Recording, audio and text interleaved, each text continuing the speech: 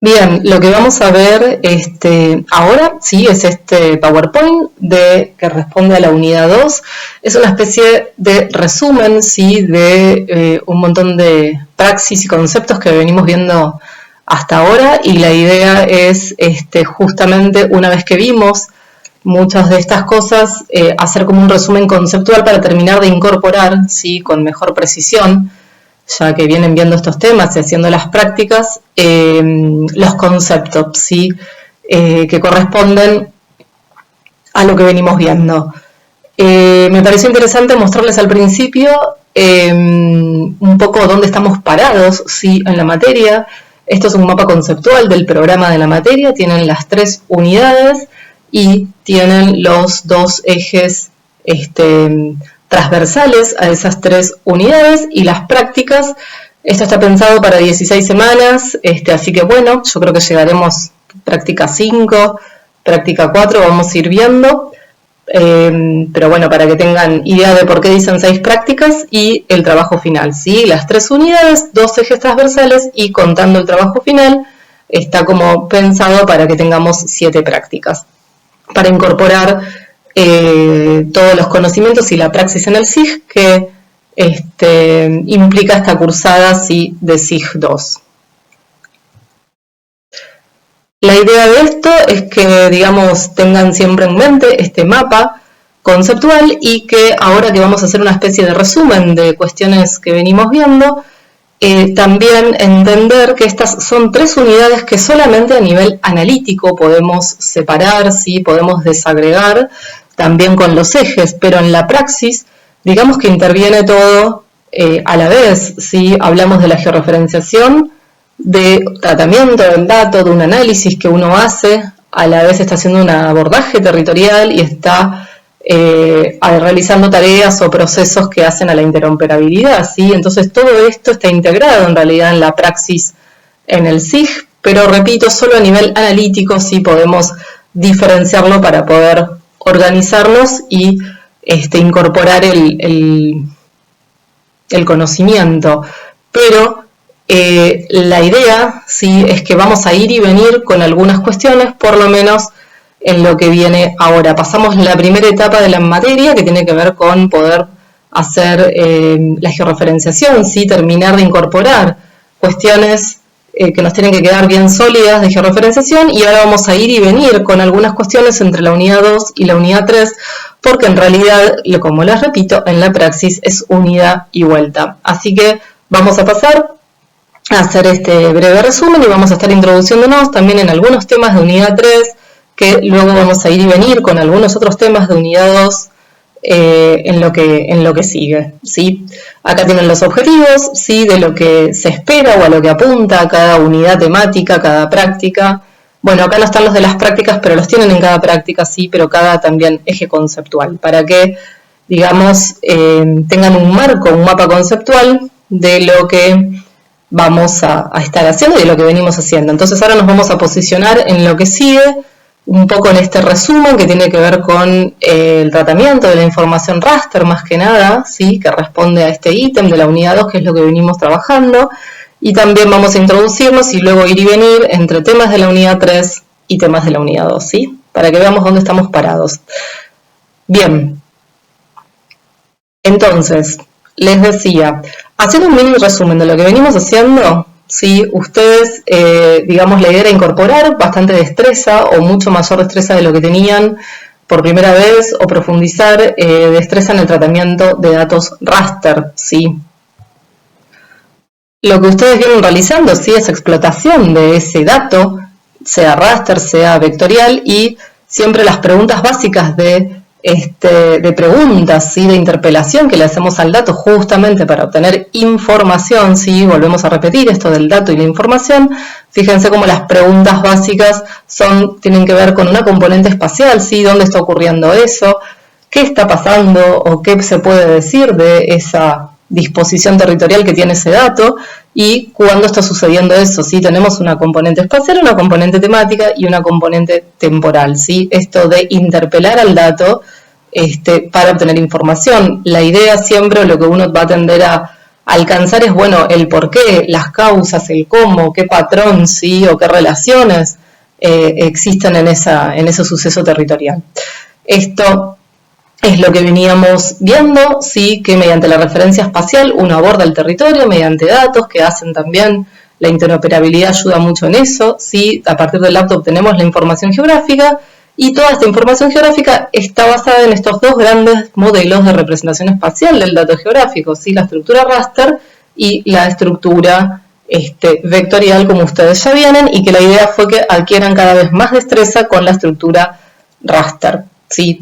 Entonces, según lo que decíamos, los componentes, ¿sí?, de la información geográfica, como dice mucho Olaya en el capítulo 3 o 5, ya no recuerdo, habla de estos tres componentes, ¿sí? La componente espacial, temática y temporal. La componente espacial, cuando hablamos de un dato geográfico, siempre va a ser un dato numérico, ¿sí?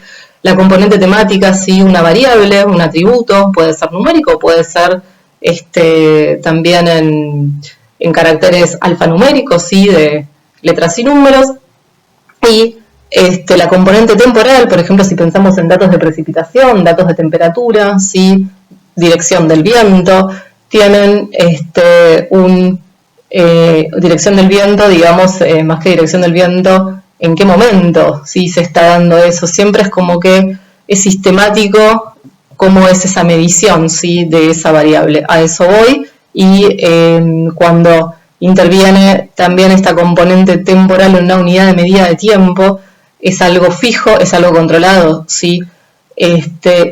Estos son como los tres grandes, componentes o ejes en cómo está estructurada, ¿sí?, una información geográfica, y esto depende, o responde, mejor dicho, a modelos, ¿sí? Depende de cómo esté mentalmente el mapa conceptual, digamos, de cómo estamos pensando estas componentes. Entonces, en función de esos mapas conceptuales, en función de esos modelos, está organizada la información geográfica. ¿Qué son esto de los modelos de información geográfica? ¿Sí? Tiene que ver con cómo aprendemos la realidad, cómo pasamos de la realidad al plano, ¿sí? Siempre va a haber un modelo que representa esa información territorial para justamente alcanzar la realidad de una manera manipulable, ¿sí? Para eso uno lo modeliza. Entonces, tenemos un modelo geográfico, ¿sí? Ese modelo geográfico habla de cómo visualizamos el espacio geográfico, esos elementos que se disponen o que observamos en el territorio. Se dan de manera continua, se dan de manera sistemática, se dan de manera aleatoria, se dan de manera azarosa, ¿sí? Están discretizados, podemos decir que pues se los puede visualizar como que hay una continuidad en el espacio de ese modelo, o se puede decir que está como salpicado, ¿sí?, como aparecen en el espacio. O sea, podríamos decir que están más discretizados que distribuidos de manera continua, ¿sí? Entonces ahí el modelo estadístico de cómo vemos las variables, ¿sí?, si es un dato continuo, si es un dato discreto, tiene que ver con cómo vemos el espacio geográfico, cómo observamos el comportamiento de una variable en el espacio geográfico, ¿sí? Si la altura caracteriza todo el territorio o la altura está caracterizando solamente algunos puntos acotados de ese territorio. Entonces vamos a decir, esto se representa o se comporta o se puede modelizar mediante los conceptos de variable continua o variable discreta. Y de ahí vamos a los modelos, ¿sí?, de representación, que es lo que nosotros nos convoca, ¿sí? Fíjense que un modelo es una simplificación de la realidad, ¿sí? Obviamente es una modelización de esa realidad, ¿sí? Es un objeto, concepto, conjunto de relaciones que se utiliza para representar y estudiar de manera simple y comprensible una parte o un aspecto de esa realidad, ¿sí? Cuando nosotros hablamos de modelos geográficos, y obviamente modelos geográficos digitales, ¿sí?, estamos hablando de procesos de información, de datos informatizados, ¿sí?, los valores están contenidos en un modelo raster o vectorial y cada uno va a tener una estructura definida.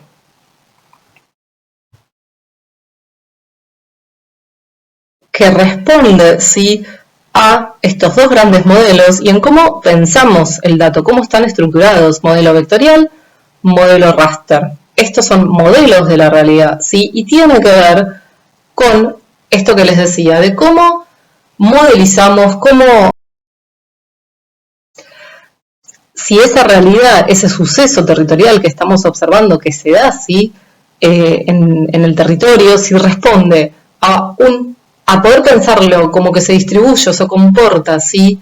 como un campo o superficie estadística o como una unidad discreta. Estas son las dos grandes, digamos, formas de pensar, ¿sí? O mapa de conceptos a partir de los cuales se entiende esa realidad y como que se la encaja en estos modelos. Si responde a una discretización en su comportamiento, podríamos decir que es una variable espacial discreta, o sea, en el espacio se distribuye de manera discretizada, o podemos decir que en el espacio se distribuye de manera que forma una superficie estadística, una sábana estadística, como ustedes vieron, por ejemplo, en lo que es un DEM, un modelo digital de elevaciones. Fíjense, sí, los invito siempre obviamente a leer la información que existe en el material, sí, fíjense cómo en una matriz de datos, sí, o más que matriz de datos, mejor dicho, porque también ustedes pueden tener un modelo vectorial, sí, y que no está, digamos, estructurado mediante una matriz de datos de filas y columnas, y responde a un modelo de superficie, así por ejemplo una nube de puntos. O por ejemplo un modelo digital de elevaciones formado por curvas de nivel, ¿sí? Lo que les decía, entonces, este campo o superficie, como por ejemplo el concepto de modelo digital de elevaciones, sea raster o sea vectorial, fíjense cómo yo la idea, ¿por qué campo o superficie? Porque en el espacio geográfico uno puede como modelizar que esa variable, ese hecho, se está comportando de manera que para cada punto, ¿sí? Dentro de ese espacio geográfico en el que se sucede esa variable, yo obtengo un valor de la variable estudiada. Entonces podemos modelizarlo, ¿sí? Conceptualizarlo como si formase una superficie, ¿sí? Una superficie estadística. Por ejemplo, precipitación, valor de temperatura, valor de altura del terreno, ¿sí? Pensemos en este concepto de modelo digital de elevaciones que estuvimos viendo. Para cada punto, ¿sí? Para cada píxel o en un modelo vectorial, para cada punto, ¿sí? De todo ese espacio geográfico, yo puedo obtener un valor de la variable. En cambio, cuando hablamos de una unidad discreta, ¿sí? De una variable discreta, tiene que ver de nuevo con la espacialidad en cómo se está comportando ese hecho geográfico en cuanto a la espacialidad en la que digamos, en la forma espacial en la que se comporta o se distribuye, ¿sí? Fíjense, se concibe un entorno geográfico como un espacio vacío, ¿sí? Sobre el que se sitúan distintos elementos que lo van rellenando. Por ejemplo, como les decía antes, yo tengo puntos acotados, ¿sí? Tengo determinados puntos acotados, por ejemplo, en cada esquina, o quiero tener puntos acotados de volcanes, ¿sí? Eso es algo donde yo tengo un espacio que está vacío en el medio de esos objetos donde yo sí puedo obtener valor de cota. En todo el otro espacio geográfico que queda en el medio, es como que es un espacio vacío donde no hay dato. Solamente el valor de esa variable está discretizado, ¿sí? A esos puntos, a esos lugares puntuales donde se ubican, por ejemplo, los volcanes. Entonces, fíjense, como esto de que decimos que es una variable discreta a nivel espacial, entonces la vamos a conceptualizar, ¿sí? Mediante un modelo geográfico, si sea vectorial o sea raster, que represente ese tipo de discretización. Por eso podemos, ¿sí? También discretizar, ¿sí? Esa información también en un raster, ¿sí? Van a ver, y es lo que vimos, ¿sí?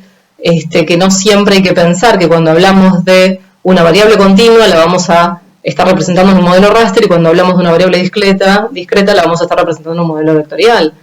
Para nada, ¿sí? Podemos tener un raster discretizado tranquilamente de una variable discreta en un modelo raster, ¿sí?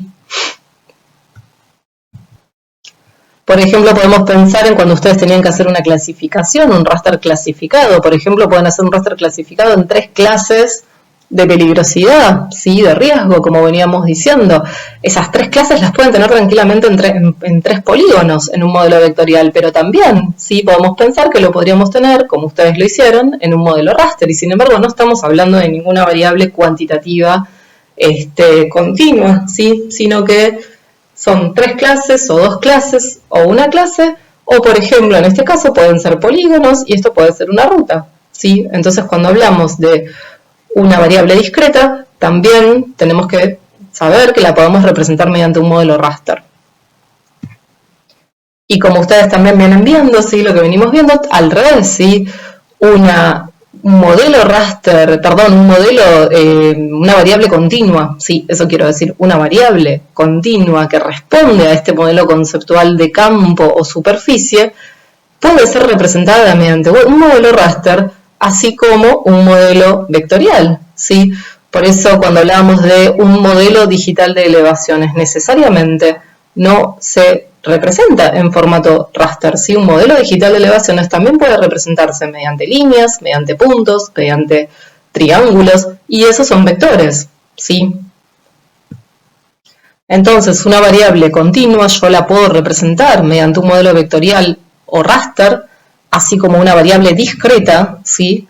También la puedo representar mediante un modelo vectorial o raster. No quedarse con que un modelo vectorial solamente representa variables discretas y un modelo raster solamente representa variables continuas, ¿sí? Por eso esto responde a estos dos modelos conceptuales y de ahí se desglosan, digamos, los modelos geográficos para comprender y estructurar la información territorial en estos dos grandes modelos del SIG, del dato geográfico que tanto conocemos, que es el modelo raster y el modelo vectorial. Recuerden, por ejemplo, cuando uno se puede bajar, que yo les decía información del Global Climate Monitor, que nos podíamos bajar, por ejemplo, información de temperatura, información de precipitaciones, y que yo les decía que uno se lo puede bajar en formato shapefile, ¿sí? En vez de tener píxeles, o sea, una matriz de datos raster, íbamos a tener una especie de matriz de datos, pero vectorial, ¿sí? Es un DEM en formato vectorial, donde tenemos este grillado, ¿sí? Que son vectores, si uno se bajase información de esa fuente en formato shapefile, ¿sí?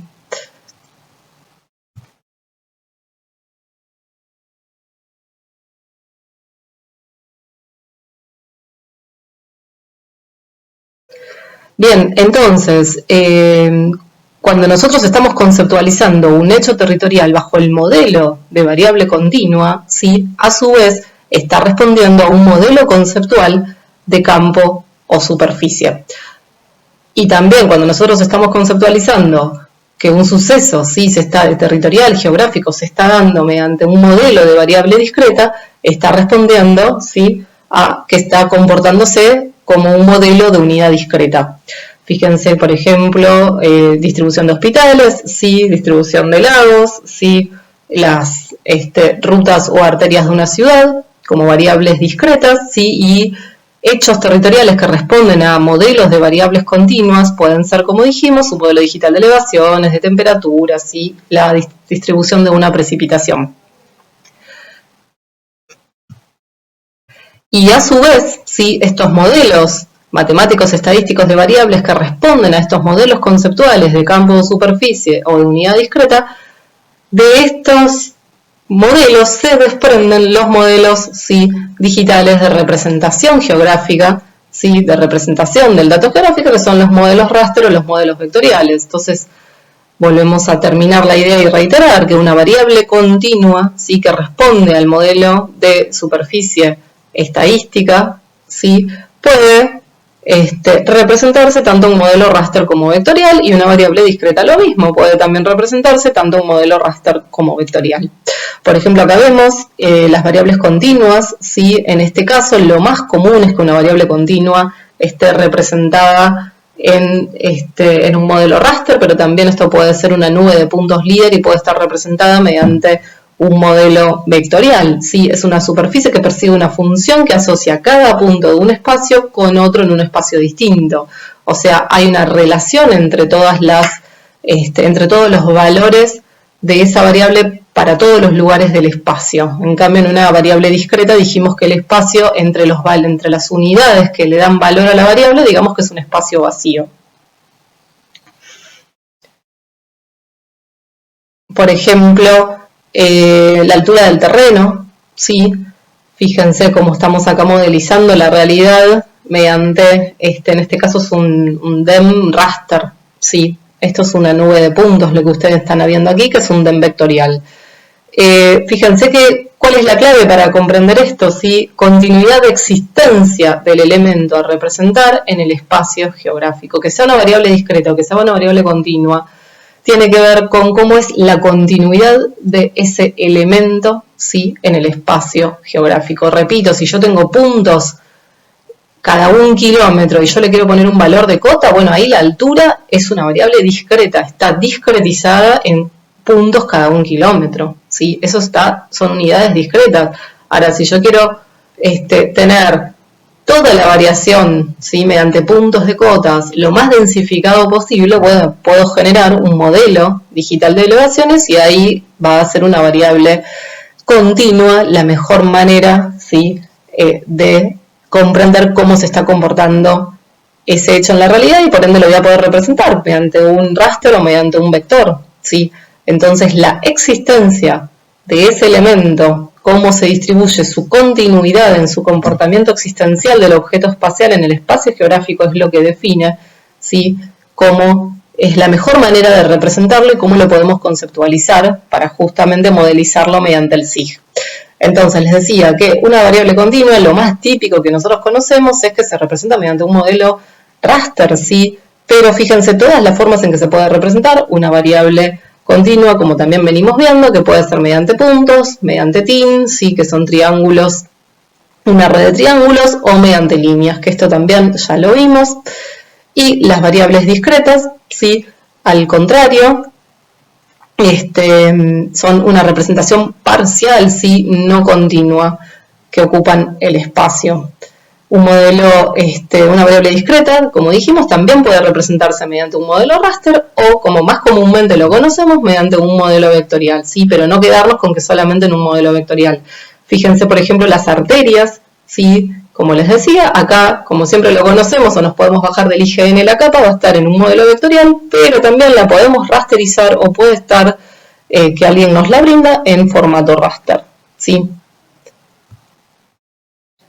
Lo que ustedes tienen a continuación es un poco esto que ya vienen incorporando, ¿sí? Al tener destreza en datos raster, ¿sí? Las diferencias, las características de los dos grandes modelos, ¿sí? De representación, los modelos de representación raster y vectorial. Algo interesante del modelo raster, ¿sí? Es que se basa en una división sistemática del espacio, esto que le decimos las teselas, ¿sí? O los píxeles. Esa sistematicidad es lo que responde a un modelo de variable continua. Sistematicidad en cuanto yo voy a tener un valor de la variable para cada punto de ese espacio. Obviamente esto es un modelo. Recuerden que yo cuando hablamos de píxeles puedo tener, no sé, una resolución espacial de 5 metros de píxel. Bueno, voy a tener un valor cada 5 metros. Dentro, menor a 5 metros, el valor va a estar uniformizado, pero aún así es un modelo que responde mucho mejor a representar una variable continua del espacio geográfico, ¿sí?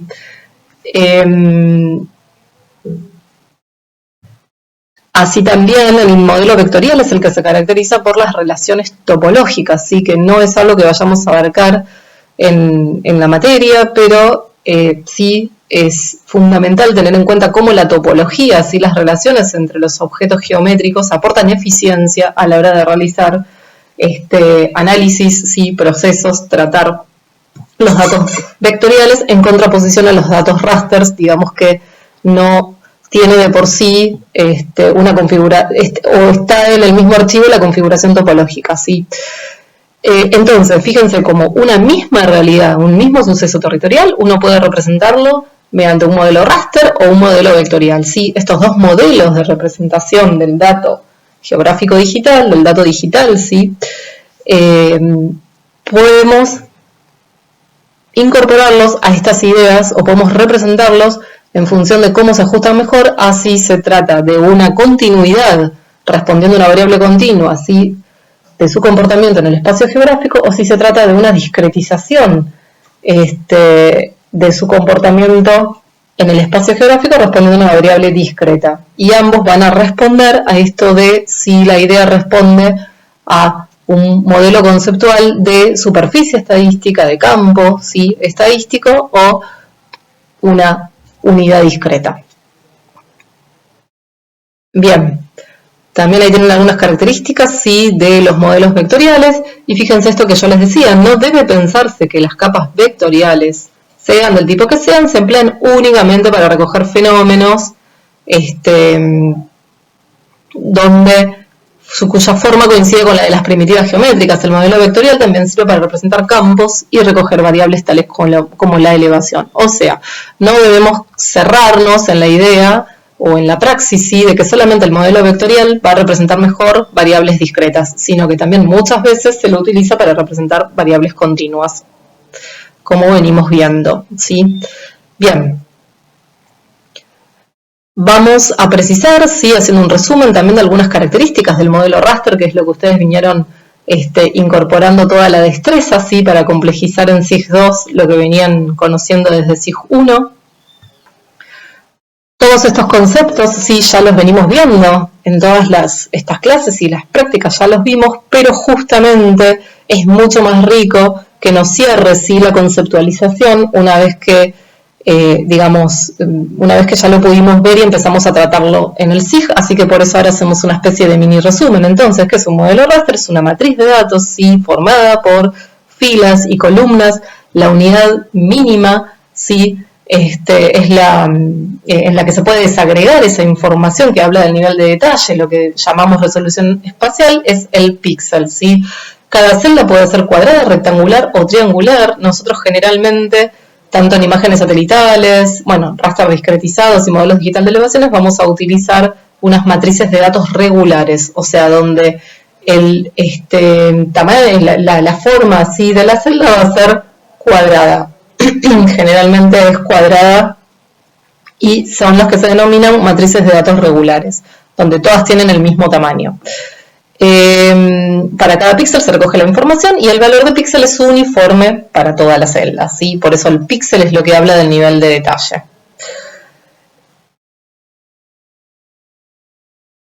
Bien. Esto que decíamos, sí, el tamaño de celda es lo que define la resolución espacial, ¿sí?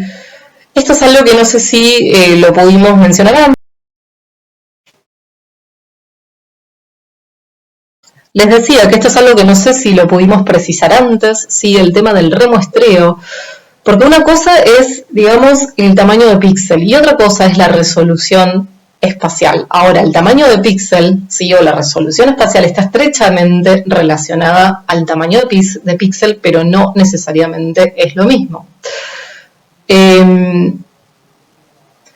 Porque, por ejemplo, pensemos en un sensor, ¿sí?, de algún satélite, puede resolver hasta 5 metros, ¿sí?, en el territorio. Resuelve información, ¿sí?, hasta 5 metros. Menos de 5 metros no puede resolver. Estamos hablando de una resolución espacial del sensor, ¿sí?, de 5 metros. Y yo publico una imagen o brindo a disposición de los usuarios imágenes con 5 metros de tamaño de píxel. Bueno, perfecto. Ahí la resolución espacial, o sea que puede resolver hasta 5 metros la información en el territorio, y el tamaño de píxel coinciden, pero ¿qué pasa cuando a veces no coinciden? Porque justamente se remuestrea, ¿sí?, esa información. Entonces vamos a obtener un tamaño de píxel distinto a la resolución espacial del sensor. Muchas veces a nivel público no se quiere o por algún motivo no se ofrece la información al mejor nivel de detalle que ofrece el sensor. Por ejemplo, yo puedo tener un sensor a 5 metros de tamaño de píxel, pero para el público lo voy a remuestrear, ¿sí?, y le ofrezco la información a un detalle de hasta 30 metros, ¿sí?, que pueda resolver hasta 30 metros cuando ve la imagen, no que llegue hasta los 5 metros. Entonces, yo ahí estoy remuestrando. ¿Y qué pasa? En ese sentido, el tamaño de píxel 30 metros va a coincidir con el nivel de zoom, con el nivel de detalle que yo le ofrezco al usuario. Buenísimo, la resolución espacial vuelve a coincidir con el tamaño de píxel, pero ¿qué pasa en el caso contrario que muchas veces sucede? A veces se remuestrea el tamaño de píxel, ¿sí?, y se lleva el tamaño de píxel a una mejor resolución entre comillas, porque no ofrece mejor resolución. Lo que se hace es, se remuestrean y se ponen tamaños de píxeles más chicos, ¿sí? Por ejemplo, yo tengo un sensor que observa y resuelve hasta 5 metros de tamaño de píxel, pero en vez de brindar una imagen con 5 metros de tamaño de píxel, yo puedo remuestrear esa misma imagen con un píxel de 1 metro de tamaño de píxel.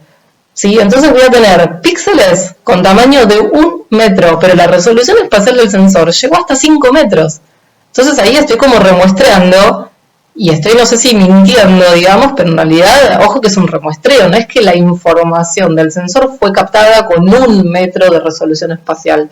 No, sigue siendo captada con 5 metros de resolución espacial. El sensor no puede mirar más allá que 5 metros. Pero yo en la imagen lo remuestré a 1 metro, ¿sí? A veces pasa eso. Entonces, siempre hay que corroborar midiendo, ¿sí? Con una reglita en 1 en 1, ¿sí? O a escala, hay que medir siempre el tamaño de píxel en la imagen con alguna resolución de referencia conocida, porque si nos quedamos con que la imagen tiene un tamaño de píxel de resolución espacial, es mentira, el tamaño de píxel es de 1 metro, pero la resolución espacial fue captada a 5 metros. Entonces, todo esto que estaba entre paréntesis, digamos, ameritaba esta explicación, que no sé si la dije antes, pero que en la praxis es un detalle muy importante para el que trabaja con imágenes satelitales o con datos rasters provenientes de algún sensor, que tengan que ver con la resolución espacial.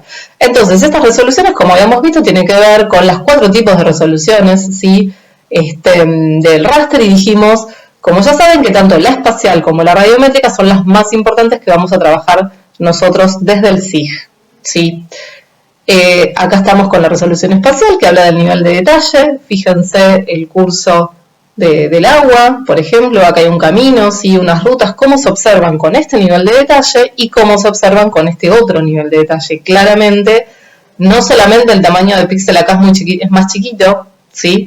Sino que la información espacial, ¿sí? La resolución espacial del sensor es mucho más grande, ¿sí? Puede resolver con mejor resolución espacial, con alta resolución espacial, puede resolver una superficie cada vez más chica el sensor, ¿sí?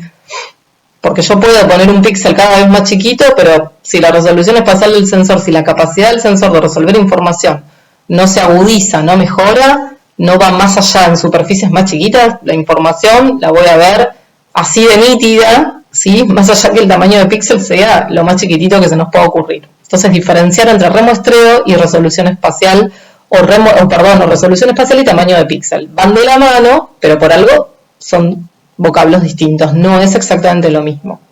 Entonces, acá tenemos un claro ejemplo de cómo la resolución espacial hace al nivel de detalle, ¿sí? De la información de un raster, que es lo que ustedes ya venimos viendo. ¿Cuáles son los tipos de raster? ¿Sí? Que es lo que también estuvimos viendo. Bueno, las imágenes satelitales, ¿sí? Un modelo digital de elevaciones, un raster clasificado, pensemos en las 3 grandes clases de peligrosidad, amenaza, riesgo, ¿sí? Pendiente, altura, las clasificaciones raster como ustedes hicieron en la práctica, y por ejemplo un vector rasterizado. Todos estos 4 tipos, ¿sí? De realidades, de sucesos territoriales, de información geográfica, fíjense cómo están representados mediante un modelo raster, y son variables tanto continuas como variables discretas, lo que estamos viendo. Bien, esto lo vamos a pasar muy rápido, que es lo que ustedes ya conocen y vienen viendo, ¿sí? Que una cosa es una imagen satelital que está caracterizada generalmente, puede ser monobanda o puede ser multiespectral, ¿sí? Que está relacionada con estos canales de RGB. Fíjense, la información que uno puede poner en esos canales RGB tiene que ver con la combinación de bandas que uno interese. Acá, por ejemplo, tienen para el Landsat 8 y tienen todas estas combinaciones de bandas en color natural, en infrarrojo color, por ejemplo. Acá también tienen para el Sentinel 2, ¿sí? Por ejemplo, combinación de bandas de color natural. Fíjense, bandas 432 para el Landsat 8 y 432 también para el Sentinel 2. En este caso tienen una combinación de bandas falso color, ¿sí? Infrarrojo cercano, 543 para el Landsat y 843 para el Sentinel 2. Esto es lo que denominábamos estaqueo de bandas, cuando uno combina y fusiona la información de los píxeles de las 3 bandas en un píxel resultante, digamos. Tienen acá un link, una fuente, en caso de que alguien quiera conocer de dónde se descargaron las imágenes, de dónde obtuve la imagen, y después, luego, lo que habíamos visto de lo que era un modelo digital de elevaciones, ¿sí? Donde esa variable que estamos representando tiene que ser cuantitativa y continua, y que, repito, podemos representarlo tanto mediante un modelo de representación geográfico digital vectorial o raster, ¿sí? Acá tienen modelo digital de elevaciones o modelo digital de terreno, ¿sí? Esto está en inglés, Digital Terrain Model, ¿sí? Esto tiene que ver con lo que veníamos diciendo y lo que ustedes ya saben y leyeron de Felicísimo, ¿sí? Que en realidad todo terreno en el sentido de campo o superficie, justamente esta idea de Olaya, ¿no? De que esa variable, ese suceso territorial se está comportando mediante un marco conceptual de idea de campo, ¿sí? De superficie estadística. Entonces, ese hecho territorial, ese suceso territorial, es un terreno, es un modelo digital de terreno y que no necesariamente tiene que estar representando la altura o elevación del terreno, sino que tranquilamente puede ser, por ejemplo, temperatura superficial del mar, ¿sí? Como acá están viendo. Y como ustedes también ya vieron. En este caso, sí representa altura del terreno, y algo que les quería mencionar es que esto fue tomado, digamos, mediante un LIDAR, y es algo que vamos a reparar 2 segunditos en lo que es el LIDAR un poquito, ¿sí? Entonces, acá también tenemos, fíjense cómo los modelos digital de elevaciones se pueden basar tanto en modelo raster como en modelo vectorial. Recuerden el tema del Global Climate Monitor, que uno se podía bajar en formato shapefile, ¿sí? O sea, es un DEM, pero en formato vectorial. En formato shapefile tenemos información cuantitativa y continua caracterizando todo un campo o idea de superficie estadística mediante poder conceptualizarlo como una variable continua, ¿sí? Esto es lo que les decía, que la mayor cantidad de raster que nosotros trabajamos en SIG van a ver que responden a matrices regulares, ¿sí? Matrices cuadradas, una cuadrícula donde todas tienen el mismo tamaño, porque también existen matrices de datos jerárquicas donde fíjense que el tamaño y también por ende la resolución pueden variar y son distintas, pero en los que generalmente usamos en el SIG son matrices regulares, ¿sí? Fíjense acá todos los casos, las formas en que se puede dar, digamos, un modelo digital de elevaciones. Matrices no regulares, ¿sí? Nube de puntos LIDAR,